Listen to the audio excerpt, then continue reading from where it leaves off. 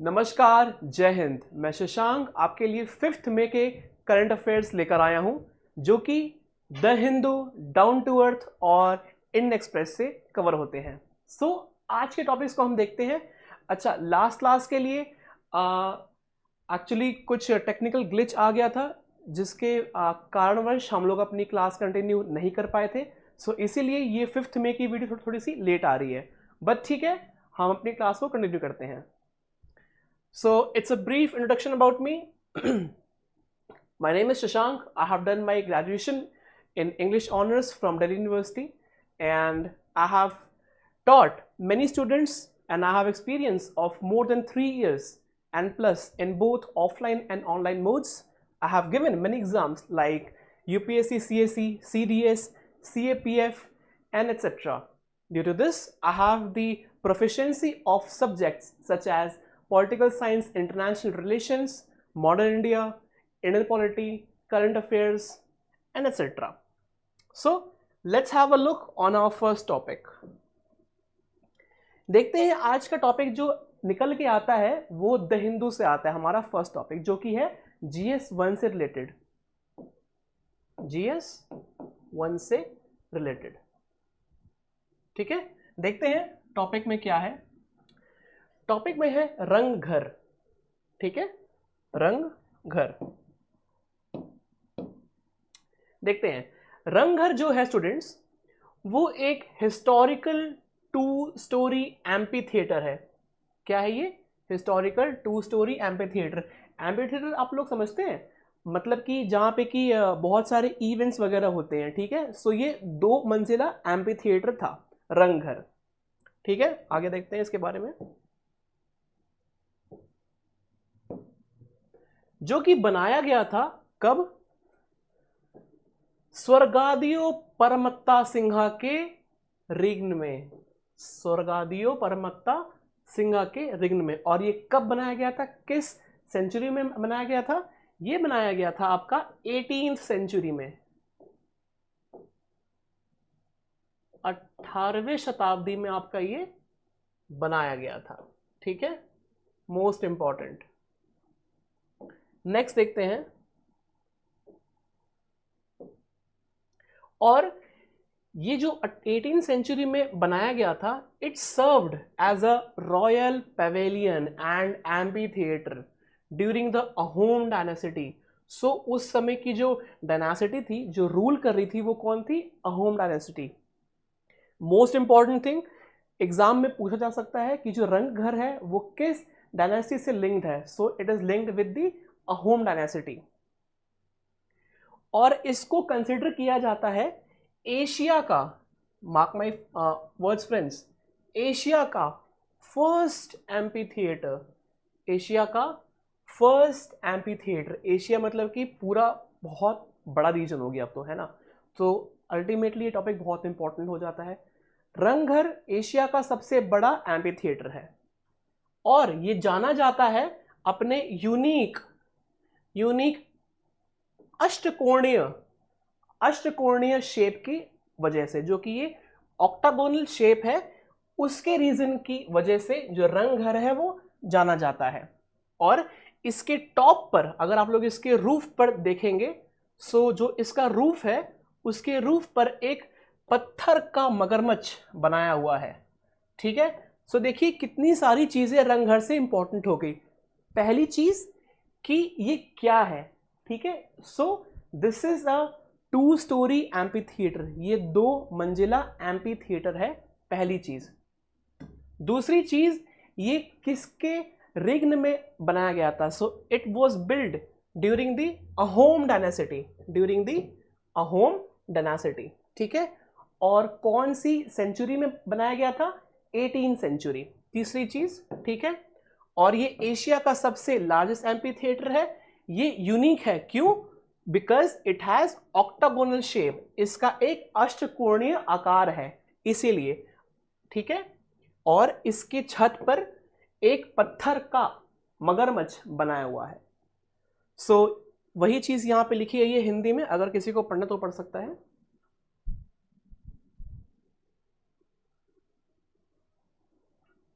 और किसी को अगर स्क्रीनशॉट लेना है तो वो स्टूडेंट्स स्क्रीनशॉट भी ले सकते हैं, लेकिन ध्यान रखो स्टूडेंट्स कि यार सिर्फ स्क्रीनशॉट ही मत लेना, नहीं तो स्क्रीनशॉट से क्या होता है ना कि चीज़ें फिर फ़ोन में ही रह जाती हैं, वो कभी कॉपी पे नहीं आ पाती, ठीक है। सो हैबिट बनाओ कि साइड बाय साइड आप लोग नोट्स भी लिखते रहो साथ साथ, ठीक है। नेक्स्ट देखते हैं।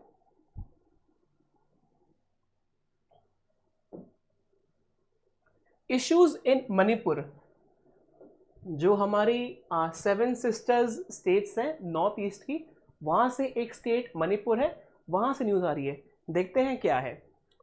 अगर मैं बात करूँ आपका ये GS1 और GS2 दोनों में आ जाता है, ठीक है, GS1 एंड GS2। देखते हैं कि अभी जो फ्रेश न्यूज़ आ रही है, ठीक है, वो क्या आ रही है, let's see. Issues in Manipur, पहला इशू क्या है कि मणिपुर में बहुत क्लैशेस देखने को मिल रहे हैं, बहुत क्लैशेस देखने को मिल रहे हैं, किसके बीच में, between the hill and valley people. वहां पे जो एरिया में जो लोग रहते हैं हिल्स पे और वैलीज में, उनके बीच में बहुत ज्यादा हिंसा देखी गई है। क्यों देखी गई है, आइए समझते हैं। मेती, जो वहां की जो लोकल कम्युनिटी है, मेती कम्युनिटी, उनकी डिमांड्स ये है कि उन लोगों को शेड्यूल्ड ट्राइब के लिस्ट में इंक्लूड किया जाए, ठीक है, उनको ऐड किया जाए, उनको एक शेड्यूल्ड ट्राइब का दर्जा दिया जाए। देखते हैं आगे। The central valley of Manipur, जो कि 10% ऑफ ज्योग्राफिकल एरिया है पूरे मणिपुर का, वो घर है किसका, to the Meitei community and Meitei Pangals. दो लोगों का है, एक तो है मेती का और मेती पंगल्स का। हु कॉन्स्टिट्यूट, जो बनाते हैं 64%, 64% ऑफ द स्टेट्स पॉपुलेशन। आप ये देखिए, more than 50% of the population are constituted by these two communities. पहली कम्युनिटी क्या है, मेती कम्युनिटी, दूसरी कम्युनिटी क्या है, मेती पंगल्स कम्युनिटी, ठीक है। आगे देखते हैं। The Meitei community wants to be included in the state's scheduled tribe. जैसे कि मैंने समझाया भी आपको कि जो मेती लोग हैं, वो लोग चाहते हैं कि उन लोगों को शेड्यूल्ड ट्राइब के लिस्ट में ऐड किया जाए, उनको शेड्यूल्ड ट्राइब का दर्जा दिया जाए। देखते हैं। दे आर्ग्यू, वे बहस करते हैं कि उनको लेफ्ट आउट किया गया है शेड्यूल्ड ट्राइब के लिस्ट से, और जिसकी वजह से उनको बहुत सारी डिस्क्रिमिनेशन फेस करने को मिलती है, ठीक है। वही चीज यहां पे मैंने हिंदी में दी हुई है कि मणिपुर में हाल की झड़पें पहाड़ी और घाटी के लोगों के बीच में जो तनाव के कारण है, वो मेती ने एसटी दर्जे की मांग की है, ठीक है।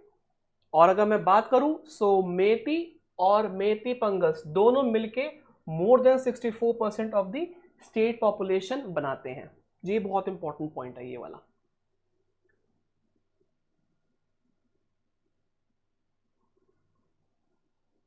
टेक अ स्क्रीनशॉट गाइस, फिर आगे बढ़ते हैं, ठीक है। अब जैसा कि मणिपुर हम लोग पढ़ रहे हैं, तो जो स्टेट है ये अल्टीमेटली इंपॉर्टेंट हो जाता है। हम इसके बारे में जानने की कोशिश करते हैं कि यहाँ पे क्या कोई इंपॉर्टेंट लेक है, वो अगर है तो कौन सी है, ठीक है। हम लोग बेसिकली क्या करते हैं स्टूडेंट्स, हम लोग इस द हिंदू के सेशंस में जो भी करंट अफेयर्स से रिलेटेड जो भी टॉपिक्स निकल के आते हैं, हम उनको भी लेकर चलते हैं। क्यों, क्योंकि एग्जामिनेशन में क्या पूछा जाता है, कंटेंट किससे लिंक है, ठीक है। अब जैसे कि ये न्यूज आ गई मणिपुर की, अब आपसे ये नहीं पूछा जाएगा कि कितने लोगों की ये हुई वो हुई, ठीक है, नहीं, हमको मेन न्यूज पे फोकस करना है। हमने न्यूज पे फोकस किया, बहुत अच्छी बात है। अब हम आगे बढ़ेंगे कि जो मणिपुर स्टेट है उसके आसपास क्या है और वहां पे क्या है, हम उस पर फोकस करेंगे एक बार, ठीक है। देखते हैं। सबसे पहली चीज, मैप। मैप बहुत इंपॉर्टेंट हो जाता है किसी भी एग्जाम के लिए। सो अगर मैं ड्रॉ करूँ आप लोगों के लिए, सो ये हमारा अरुणाचल प्रदेश का रीजन हो गया। ये जस्ट एक रफ ड्राइंग है, इसको स्केल ना किया जाए, ठीक है। तो ये आपका कुछ नॉर्थ ईस्टर्न स्टेट हो गया, ये चिकन स्नैक हो गया, और यहाँ पे है मणिपुर। ये देखिए, ये है आपका मणिपुर, ठीक है। मणिपुर की बात करूँ तो मणिपुर में एक बहुत ही इंपॉर्टेंट लेक है जिसको बोलते हैं लोकताक लेक। क्या बोलते हैं? लोकताक लेक। आगे देखते हैं इस लेक के बारे में। ये जो लेक है ये सिचुएटेड है 40 किलोमीटर साउथ ऑफ इम्फाल से, पहली चीज। दूसरी चीज, ये इंडिया का सबसे लार्जेस्ट फ्रेश वाटर लेक है, सबसे largest fresh water lake in the north east India. India का सबसे ज्यादा, सबसे बड़ा ये फ्रेश वाटर लेक है, ठीक है। और ये अट्रैक्ट करता है बहुत सारे टूरिस्ट को भी, ठीक है। So this is a tourist destination spot, ठीक है। नेक्स्ट देखते हैं, इट इज नोन, ये जाना जाता है अपने फ्लोटिंग सर्कुलर स्वैम्प्स के लिए, ठीक है, which are called phumdis in the local tongue. So आपसे एग्जाम में पूछा जा सकता है कि फुमदिस क्या चीज है। सो फुमदिस क्या है? This is basically a floating circular swamps, ठीक है। ये जो लोकताक लेक है ये इनवाइट करता है बहुत सारे टूरिस्ट्स को। सो इस वजह से जो मणिपुर एज अ स्टेट है वो टूरिस्ट डेस्टिनेशन भी उभर के आता है, ठीक है, because of its ethereal beauty. The swamps, जो ये सर्कुलर स्वैम्प्स है, ये एक तरह से आइलैंड की तरह दिखते हैं। It just looks like an island, ठीक है। और वहाँ का जो सॉइल है, वहाँ का जो ऑर्गेनिक मैटर है, वहाँ की जो वेजिटेशन है, ये सारी बहुत फ्रेश है वहाँ पर। सो इसकी वजह से भी वहाँ पे बड़े बड़े जो इन्वेस्टर्स हैं, जो कि एग्रीकल्चर में वहाँ पे इन्वेस्ट करना चाहते हैं, वो यहाँ पे आते हैं। प्लस इसी के साथ साथ टूरिस्ट, जो कि बहुत ही मेन वहाँ का रीज़न है। क्या रीज़न है? कि अगर टूरिस्ट यहाँ पे आएगा सो अल्टीमेटली जो यहाँ की इकोनॉमी है वो भी ग्रो आपकी होगी। सो इसीलिए देखा गया है कि लोकताक लेक आपका बहुत इंपॉर्टेंट हो गया। मैं अगर बात करूं लेक के बारे में, सो ये जो लेक है, ये लेक एकमात्र ऐसा लेक है जहां पे कि फ्लोटिंग नेशनल पार्क देखा गया है। This is the only floating national park, India में नहीं, पूरे विश्व में, पूरे वर्ल्ड में, इन द वर्ल्ड, ठीक है। और उस फ्लोटिंग नेशनल पार्क का नाम क्या है? सो लोकताक लेक में जो फ्लोटिंग नेशनल पार्क है उसका नाम है केबू लमजाओ नेशनल पार्क, जो कि लास्ट रेफ्यूजी है of the endangered brow antler deer, पहला। और संगई, संगई बोलते हैं इसको मणिपुरी लोकल लैंग्वेज में, ठीक है, जो कि मणिपुर का एक स्टेट एनिमल भी है। In addition to this, the lake, जो लेक है वो शेल्टर देता है, वो घर देता है 230 स्पीशियों को, जो कि एक्वेटिक प्लांट से हैं, ठीक है। 100 टाइप्स के बर्ड्स को देता है ये अपनी शेल्टर। और इसी के साथ साथ ये 400 species of flora and fauna भी देता है। मतलब कि ये एक तरह से घर है गाइस, ठीक है। जितने भी स्पीशीज हैं, जितने भी यहाँ पे एंडेंजर्ड स्पीशीज जैसे कि संगई हो गया, ठीक है, फिर आपका फ्लोरा एंड फौना जैसे कि बार्किंग डियर हो गया, और 230 प्रकार की स्पीशीज हो गई इन योर एक्वेटिक एनिमल्स। सो इन सब के लिए एक तरह से ये घर का काम करता है, ठीक है। और लोकताक लेक जो है, ये लेक इनिशियली जो बनाया गया था ये एज अ वेटलैंड था, as a wetland of international importance, ठीक है। और इस वेटलैंड को, जो लोकताक लेक है, इसको ऐड किया गया था अंडर रामसर कन्वेंशन इन 1990, ठीक है। और इसके बाद इसको ऐड किया गया under the list of Montreux record in 1993। So Montreux record क्या है? इस रिकॉर्ड में जितने भी रामसर कन्वेंशन साइट्स हैं वो ऐड अप होते हैं, ठीक है। नेक्स्ट देखते हैं। अच्छा, नेक्स्ट बढ़ने से पहले एक बार आप लोग इसका स्क्रीनशॉट या नोट्स जो भी लेते हैं ले लीजिएगा। एक बार मैं एक बार ये मिटा दूं।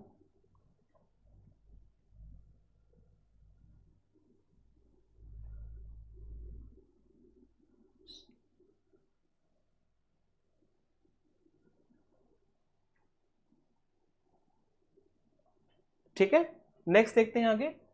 लोकतक लेख हो गया। नेक्स्ट देखते हैं आगे।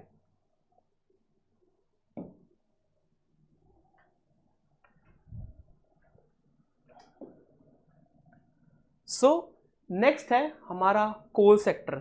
नेक्स्ट न्यूज आ रही है हमारी कोल सेक्टर से, जो कि जीएस पेपर 3 से लिंक हो रहा है। जीएस पेपर 3 क्यों? हम इसको इकोनॉमी में इंक्लूड कर सकते हैं। ओके, जीएस 3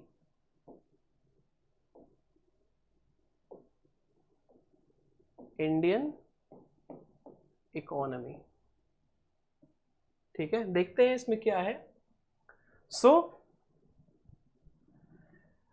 जो इंडिया का जो कोल सेक्टर है स्टूडेंट्स, हम लोगों ने अचीव किया है कोयले की प्रोडक्शन का टारगेट, जो कि क्या था?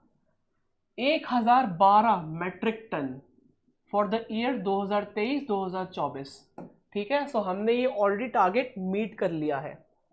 ठीक है, increase coal production and efficiency, जो हमारी कोल की जो उत्पादन की क्षमता है वो बहुत ज़्यादा बढ़ी है। तो स्टेटमेंट वाले क्वेश्चंस जो यूपीएससी में आते हैं ना कि coal productions have been increased in the past few months, so yes, ठीक है, इंक्रीज हुआ है। Formulate a cooking coal strategy to enhance cooking coal availability in the country, मतलब कि इस कोल प्रोडक्शन की वजह से जो कोकिंग कोल की जो स्ट्रैटेजी है और जो कोकिंग कोल की जो अवेलेबिलिटी है वो भी आपकी इंक्रीज हुई है। ठीक है, और क्वालिटी ऑफ कोल, जो कोयले की जो क्वालिटी है उसमें भी इंप्रूवमेंट देखने को मिली है। ठीक है, जो भारत है, हमारा प्यारा भारत 5th लार्जेस्ट कोल रिजर्व में आता है। हम लोग 5th लार्जेस्ट हैं in terms of coal reserve. हमारे पास कोल की खांदे हैं बहुत सारी, ठीक है, जो कि हम लोग वर्ल्ड में 5th पोजीशन पर आते हैं इस वजह से। ठीक है, आपसे क्वेश्चन में ये चीज पूछी जा सकती है कि does India stands at 2nd position with respect to coal reserve? So it would be false because we stand at 5th position in terms of coal reserves. ठीक है, और इसी के साथ साथ हम लोग दूसरे स्थान पर आते हैं in terms of coal production, मतलब कि कोयले का उत्पादन। देखिए, दो चीज जिंदगी में होती है, एक होती है कोल प्रोडक्शन और एक होती है कोल का रिजर्व्स, मतलब कि कोल की कितनी हमारे पास क्या बोलते हैं माइंस हैं। ठीक है, कितनी हमारी माइंस है, तो हम लोग उस चीज में 5वें स्थान पर आते हैं। और हम लोग कितना उत्पाद कर रहे हैं, कितना हम लोग प्रोड्यूस कर रहे हैं, उसके लिए हम लोग विश्व में दूसरे स्थान पर आते हैं चीन के बाद। ठीक है, चाइना के बाद हम 2nd पोजीशन पर आते हैं। और हम लोग एक लार्जेस्ट इंपोर्टर हैं, हम लोग कोल इंपोर्ट भी करते हैं। ऑब्वियसली बात है, जब हम विश्व में 2nd प्लेस पर होंगे तो हम लोग इंपोर्ट भी करते होंगे। देखिए, चीज़ों को लिंक करना आना चाहिए। अगर ये स्टेटमेंट नहीं भी दिया होता ना, ये वाला, आप लोगों को पता होना चाहिए कि हम लोग जब 2nd पोजीशन पर आते हैं तो हम लोग इंपोर्ट भी करते होंगे। मैं बाबा क्यों बोल रहा हूँ? क्योंकि अगर देखिए, क्वेश्चन जो यूपीएससी में आता है ना वो स्टेटमेंट वाइज आता है। ठीक है, स्टेटमेंट वाइज मतलब कि आपका जैसे कि दे देगा जैसे कि does India stands at 2nd place and due to this we export coals. इसका आंसर होगा ट्रू। ठीक है, क्योंकि हम लोग जब 2nd प्लेस पर हैं तो हम लोग एक्सपोर्ट भी करते होंगे। ठीक है, अच्छा, इसी के साथ साथ no country is self sufficient. So yes, हम लोग कोल को इंपोर्ट भी कराते हैं। ठीक है, जो कोयला है, कोयला अकाउंट्स एटलीस्ट ऑफ 50% शेयर, मतलब कि 50% की जो शेयर है मार्केट में, उसको ये कैप्चर करता है। किस चीज में? इन प्रोड्यूसिंग इलेक्ट्रिसिटी, माने कि more than 50% of electricity is generated by coal. ठीक है, यही चीज यहां पे हिंदी में दी गई है। जो हमारे स्टूडेंट्स हैं हिंदी के, वो देख सकते हैं एक बार। ठीक है, और जिसको नोट्स बनाने हैं या स्क्रीनशॉट लेना है तो वो भी ले सकता है। देखिए, टॉपिक वाइज नोट्स आप लोग प्रिपेयर करते रहा कीजिए, बिकॉज डेट वाइज में कोई फ़ायदा नहीं है। मैं आप लोग को पहले बोल चुका हूँ बहुत बार। ठीक है, डेट वाइज में क्या होता है कि आप लोग फिर पेजेस भी पढ़ते रहते हैं एग्जाम्स के पहले। टॉपिक वाइज में फ़ायदा ये होगा कि आपके पास सब्जेक्ट वाइज नोट्स रहेंगे। GS1 का अलग, 2 का अलग, 3 का अलग, 4 का अलग, ऐसे ऐसे। ठीक है, नेक्स्ट देखते हैं।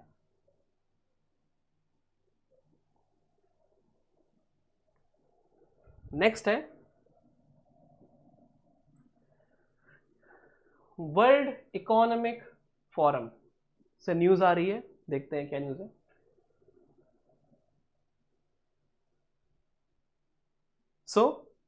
न्यूज़ आ रही है कि ग्लोबल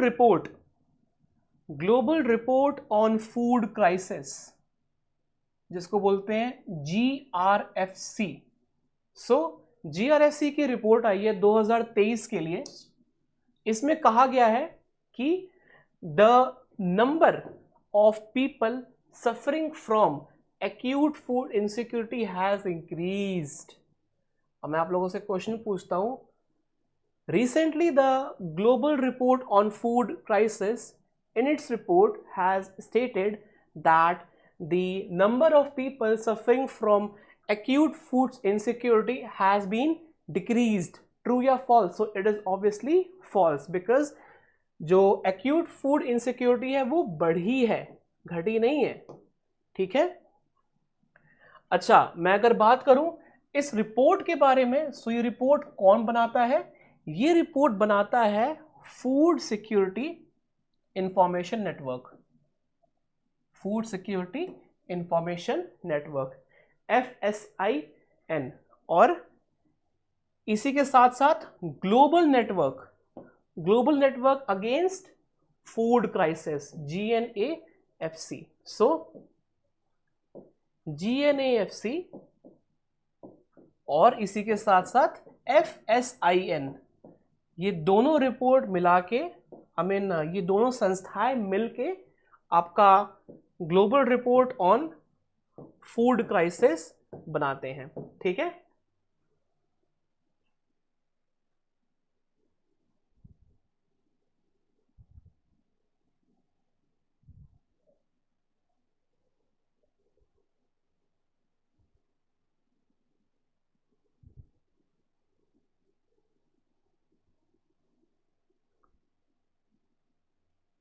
नेक्स्ट देखते हैं। अच्छा, किसी को स्क्रीनशॉट ले तो इसे ले सकता है, स्क्रीनशॉट या फिर नोट्स।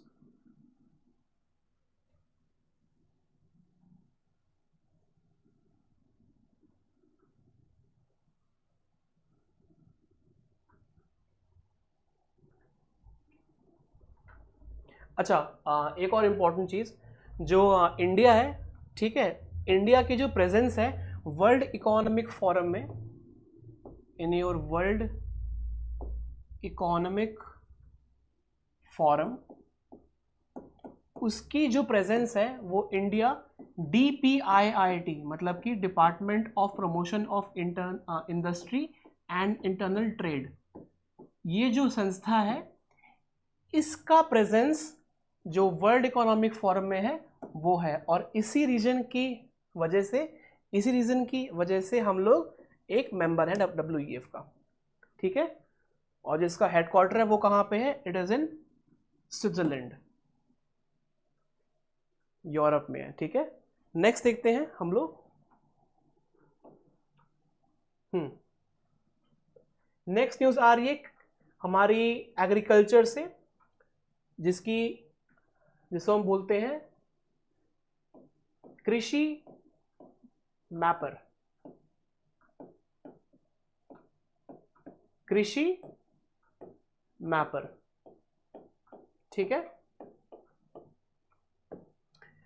सो कृषि मैपर क्या है? ये आपका बेसिकली एक एप्लीकेशन है, ठीक है।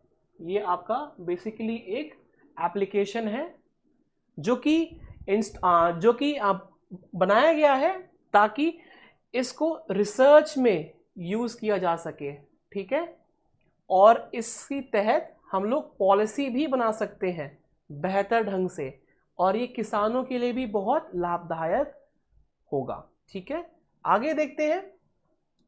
ये आपका लिंक हो रहा है GS3 से, जो कि एग्रीकल्चर से आता है, एग्रीकल्चर, ठीक है।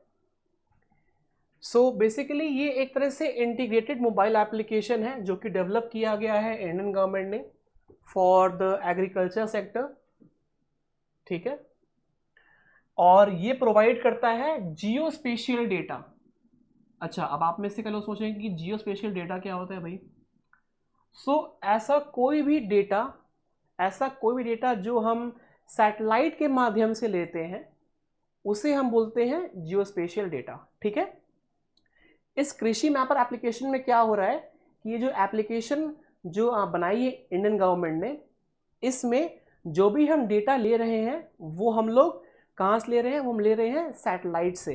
ये अल्टीमेटली एक जियो स्पेशियल एप्लीकेशन भी बन जाता है। एक question, is Krishi mapper a geospatial application और नॉट? यस, ठीक है। ऐसे ऐसे try to connect and try to question yourself, ठीक है। अपने आप से जब तक आप क्वेश्चन नहीं पूछेंगे तब तक आप टॉपिक की जानकारी नहीं हो पाएगी। इसीलिए अच्छे से पढ़ना, ठीक है। नेक्स्ट देखते हैं। ये जो जियो स्पेशियल डेटा है, इसकी जो महत्वता है वो कहाँ कहाँ है? पहली, पॉलिसी मेकिंग में। दूसरी, किसानों के लिए।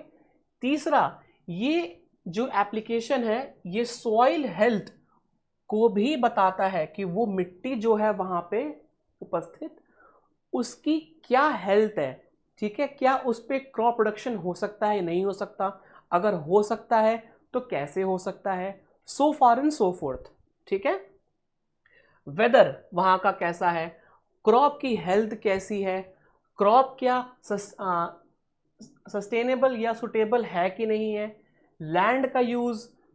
ये सारी चीजें हम लोग कृषि मैपर एप्लीकेशन के तहत देख सकते हैं, ठीक है। क्या क्या कि क्या क्रॉप सस्टेनेबल है कि नहीं है, क्रॉप सुटेबल है कि नहीं है, क्रॉप की हेल्थ कैसी है, सॉइल की हेल्थ कैसी है, ठीक है, और वहाँ का जो वेदर कंडीशन है वो कैसा है, ओके। ये सारी चीज़ें आपकी कृषि मैपर एप्लीकेशन में आ जाती हैं, जो कि एक तरह से आपका जियो स्पेशियल एप्लीकेशन है। नेक्स्ट देखते हैं। अगर किसी को स्क्रीनशॉट लेने तो ले सकता है।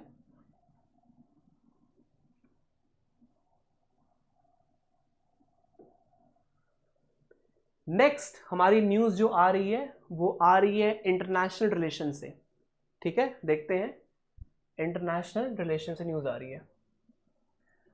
ये टॉपिक आपका SCO है, शंघाई कोऑपरेशन ऑर्गेनाइजेशन, जो कि आपका GS पेपर 2 से लिंक है इंटरनेशनल रिलेशंस में, ठीक है। अब देखिए, Shanghai cooperation organisation ministers meet today to discuss economic ties, ठीक है।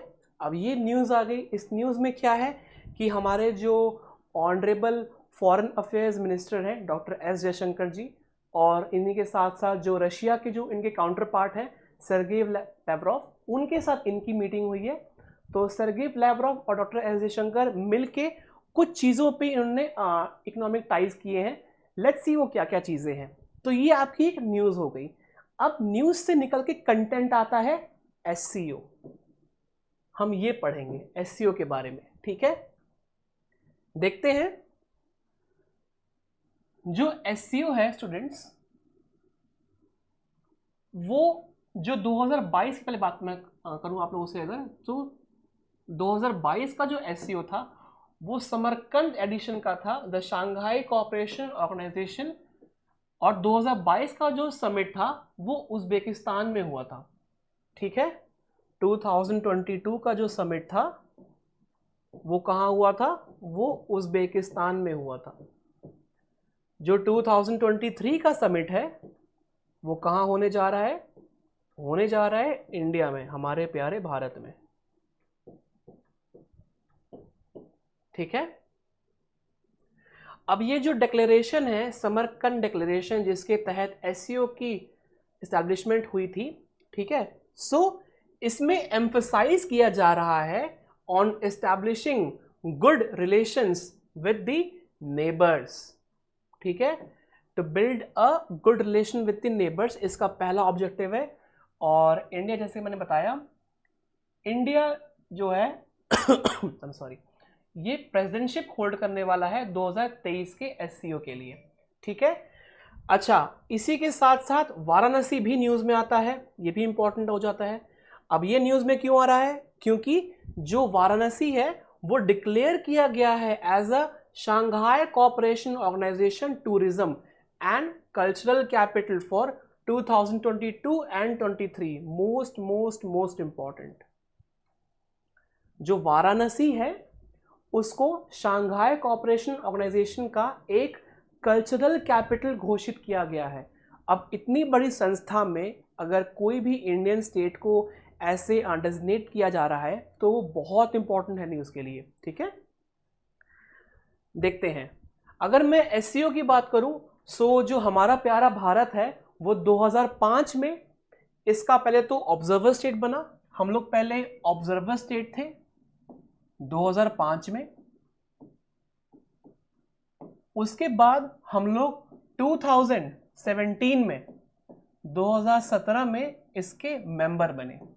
ठीक है, सो 2005 से 2017 तक की हमारी जो जर्नी थी वो ऑब्जर्वर से मेंबर स्टेट बनने तक की थी। ठीक है, और 2017 में India became the member of Shanghai cooperation organisation. Okay, और 2023 की बात करूं मैं अगर, सो ईरान, जो ईरान देश है वो भी इसका मेंबर बनने जा रहा है as a permanent member, observer नहीं, एज अ परमानेंट मेंबर। और अगर मैं बात करूं in terms of GDP and in terms of population, so जो शांघाई कोऑपरेशन ऑर्गेनाइजेशन है ना स्टूडेंट्स, वो विश्व का सबसे लार्जेस्ट मल्टीलैटरल ऑर्गेनाइजेशन है। इसका क्या मतलब हुआ? इसका ये मतलब हुआ कि जब दो या दो से अधिक देश एकजुट होकर एक संस्था बनाते हैं उनको हम कहते हैं मल्टीलैटरल ऑर्गेनाइजेशन। ठीक है, और अगर मैं बात करूं सो ये कम से कम 60%, ये 60% area of Europe plus Asia, Europe plus Asia को सिग्निफाई करता है, plus 40% population of globe and 30% GDP of globe. मतलब कि 40% जो इसकी जनसंख्या है वो सिग्निफाई कर रही है एससीओ को, और इसी के साथ साथ जो 30% की जो ग्लोबल जीडीपी है वो सिग्निफाई कर रही है एससीओ को। सो एससीओ अपने आप में बहुत इंपॉर्टेंट एक ऑर्गेनाइजेशन बन जाता है। सो ये न्यूज़ है, एक बार आप लोग स्क्रीनशॉट या नोट्स जो भी बना रहे हैं वो ले लीजिए एक बार।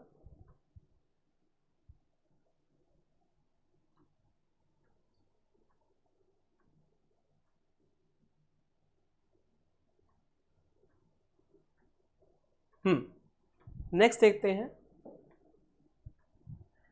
नेक्स्ट, अच्छा, इस स्लाइड से मेरे को याद आया कि हम लोग आज के जो करंट अफेयर्स का क्लास है, हम अपनी क्लासेस में आज से कुछ चीज़ें ऐड ऑन करने वाले हैं एग्जामिनेशंस को देखते हुए। सो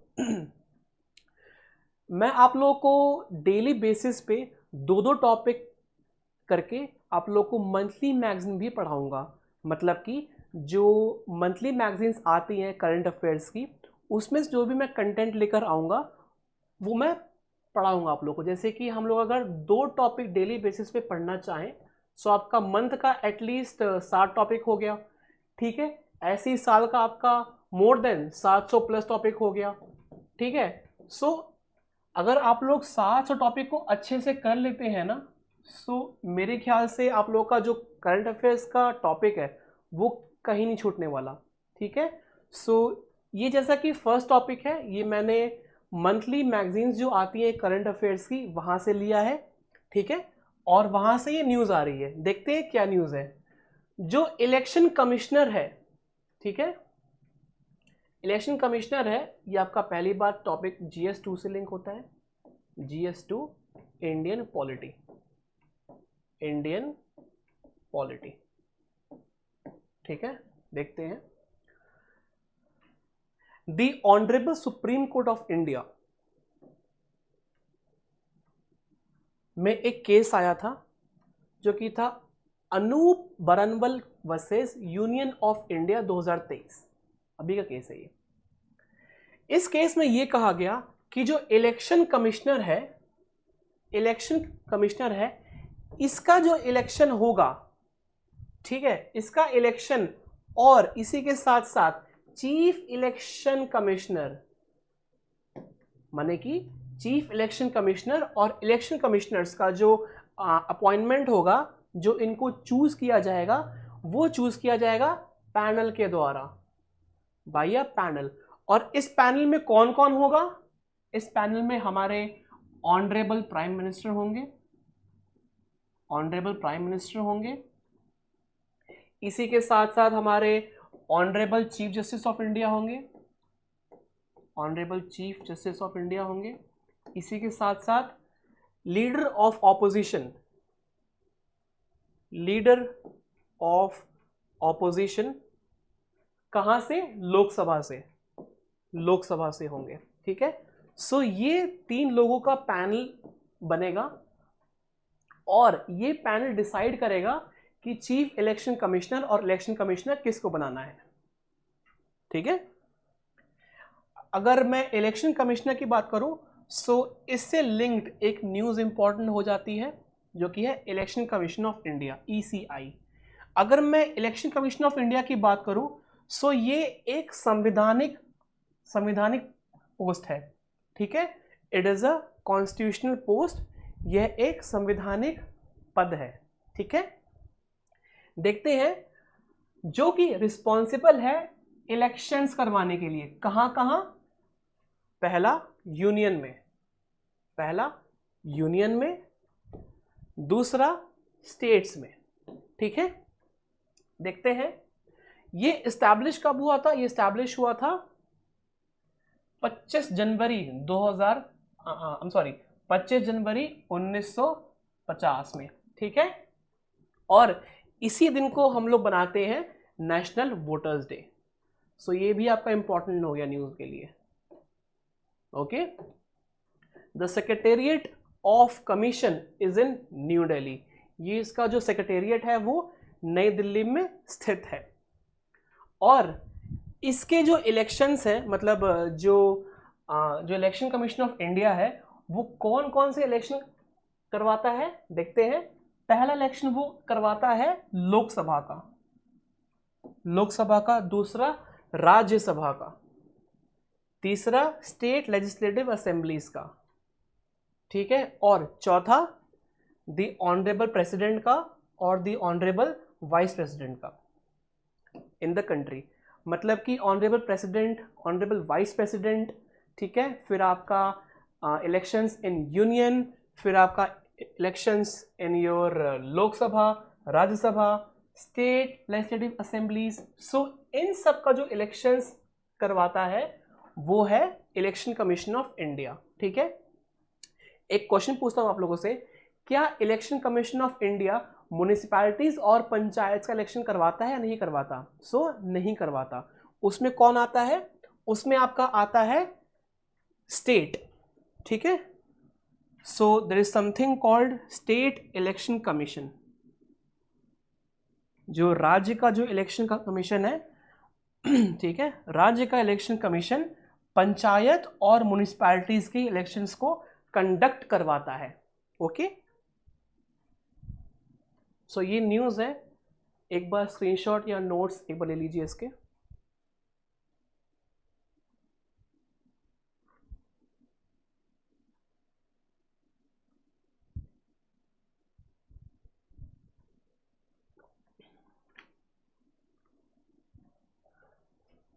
नेक्स्ट देखते हैं, AUKUS, Australia, United kingdom and United states. Australia, UK and US. ये आपकी न्यूज़ है GS2 से लिंक, GS2 इंटरनेशनल रिलेशंस।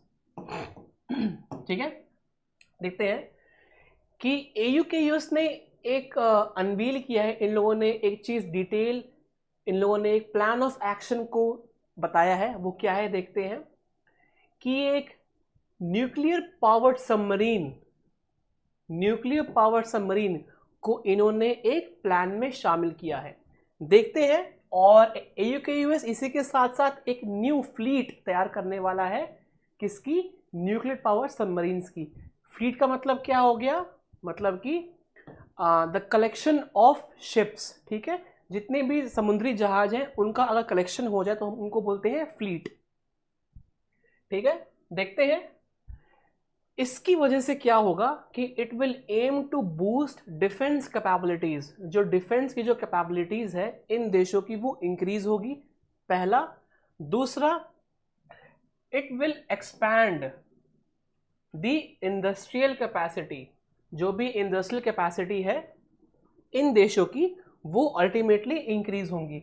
इसी के साथ साथ एक और पॉइंट है सिक्योरिटी, जिसपे न्यूज़ चल रही है बहुत ज़्यादा आजकल, सिक्योरिटी एस्पेक्ट। सो अगर AUKUS बहुत सारे अपने मैरीटाइम ड्रिल्स करता है, जैसे कि साउथ चाइना सी में, इंडियन ओशन में, सो एक तरह से ये हम लोग AUKUS मैसेज पास कर रहा है कि we should have a safe and innocent passage throughout the world, ठीक है, ताकि ट्रेड अच्छे से होते रहे पूरे विश्व में। सो सिक्योरिटी एस्पेक्ट्स को भी ध्यान में रखते हुए ये AUKUS न्यूक्लियर पावर सबमरीन्स को अपने न्यू फ्लीट में इंक्लूड करने की बात कर रहा है। ठीक है, मैं अगर बात करूं AUKUS के बारे में, सो ये बेसिकली दो पिलर्स पर स्थित है। पहला पिलर है आपका trilateral effort to support Australia in acquiring conventionally armed nuclear powered submarines. ठीक है, पहला क्या है? पहला पिलर मतलब कि मैं बताऊं, पहला गोल, पहला मोटिव ये है कि ऑस्ट्रेलिया को सपोर्ट करना है इन terms of nuclear power submarine, मतलब कि ऑस्ट्रेलिया को न्यूक्लियर पावर सबमरीन दी जाए बहुत सारी। ठीक है, नेक्स्ट देखते हैं पिलर 2, दूसरा पिलर, दूसरा मोटिव क्या है? It will focus on expediting cooperation in critical technologies including cyber capabilities and artificial intelligence। मतलब कि सिर्फ ये AUKUS मैरीटाइम तक स्थित नहीं है, ये इसके बाद भी बहुत एरिया कवर करता है, जैसे कि साइबर सिक्योरिटी एंड टेक्नोलॉजी। सो ये दो पिलर्स हैं, बहुत इंपॉर्टेंट है। एग्जाम में क्वेश्चन पूछा जा सकता है कि what are the two pillars on which AUKUS is dependent। ठीक है, सो ये दो पिलर्स हैं एज यू कैन सी।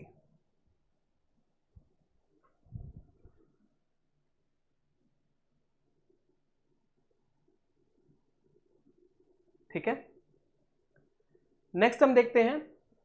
अच्छा, हम लोग अगर सबमरीन की बात कर रहे हैं तो सबमरीन से हम लोगों का टाइप्स ऑफ सबमरीन भी इंपॉर्टेंट हो जाता है। सो देखते हैं सबमरीन्स कितनी प्रकार की होती हैं। सबमरीन्स बेसिकली दो प्रकार की होती हैं। पहली न्यूक्लियर पावर, दूसरी आती हैं डीजल पावर्ड। ठीक है, न्यूक्लियर पावर्ड और डीजल पावर्ड। मैं अगर बात करूं न्यूक्लियर पावर्ड की,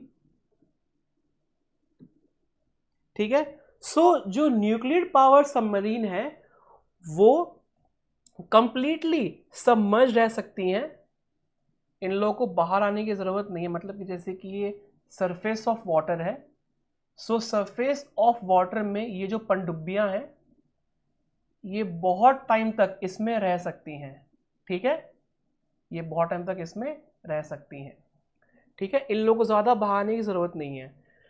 वहीं पे अगर मैं डीजल की बात करूं, मैं अगर डीजल पावर्ड सबमरीन्स की बात करूं, सो इन लोगों को सरफेस पे आना पड़ता है बार बार, ठीक है। और मैं अगर बात करूं डीजल पावर्ड सबमरीन्स की, सो ये हल्की सी छोटी होती हैं in comparison of nuclear power submarines, ठीक है। सो ये कुछ चीज़ें हैं, और इसी के साथ साथ this is cheaper to run. जो डीजल पावर्ड सबमरीन है इनमें कम खर्चा आता है मेंटेन करने में in terms of nuclear power submarine. जो न्यूक्लियर पावर सबमरीन है उनमें बहुत मोटा खर्चा आता है इनको मेंटेन करने के लिए, ठीक है। नेक्स्ट देखते हैं। अच्छा एक minute, let take a screenshot first. Guys अगर स्क्रीनशॉट ले रहे हो ले लो, बहुत अच्छी बात है, लेकिन साथ साथ नोट्स भी बनाओ आप लोग, ठीक है।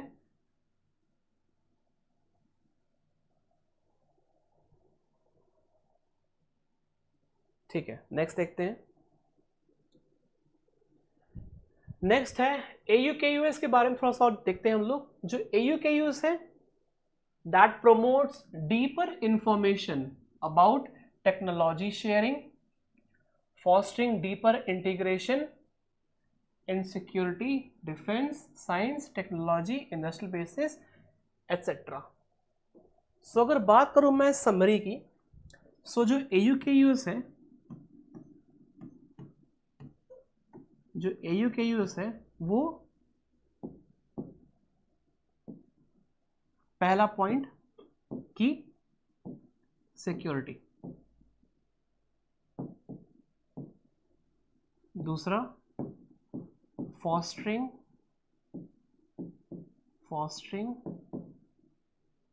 ट्रेड,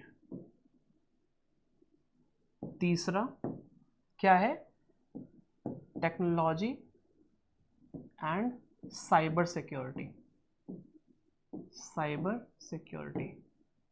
चौथा है कि इनोसेंट पैसेज,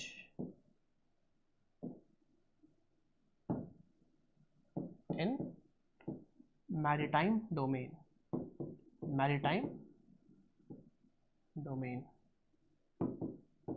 सो ये 4 पॉइंट्स हैं, ये बेसिकली मेन मोटिव है अबाउट दिस AUKUS। AUKUS में कौन कौन आता है? ऑस्ट्रेलिया आता है, UK आता है, US आता है, ये 3 देश आते हैं, ठीक है। अगर मैं पिलर्स की बात करूँ तो पिलर्स क्या क्या थे? पिलर था कि ऑस्ट्रेलिया को एक तरह से न्यूक्लियर पावर सबमरीन्स देनी है, ठीक है। तीसरा ये पिलर था कि टेक्नोलॉजी एंड साइबर सिक्योरिटी में भी इन लोगों को काम करना है। सो ये कुछ था आज का करंट अफेयर्स। आई होप आप लोगों को आज का 5th मई का करंट अफेयर्स बहुत अच्छा लगा होगा। अगर अच्छा लगा है so please give a thumbs up to this video, and आप लोग को जो भी डाउट आते हैं students, so please make a habit of asking those doubts in the comment section below, ठीक है। अपने फ्रेंड्स साथ आप लोग ये वीडियो को शेयर कर सकते हैं, ओके। हम लोग फिर नेक्स्ट मिलते हैं हम लोग की नेक्स्ट क्लास में, जिसमें कि हम और भी न्यू टॉपिक्स को लेकर आएंगे, ठीक है। तब तक के लिए जय हिंद एंड टेक केयर।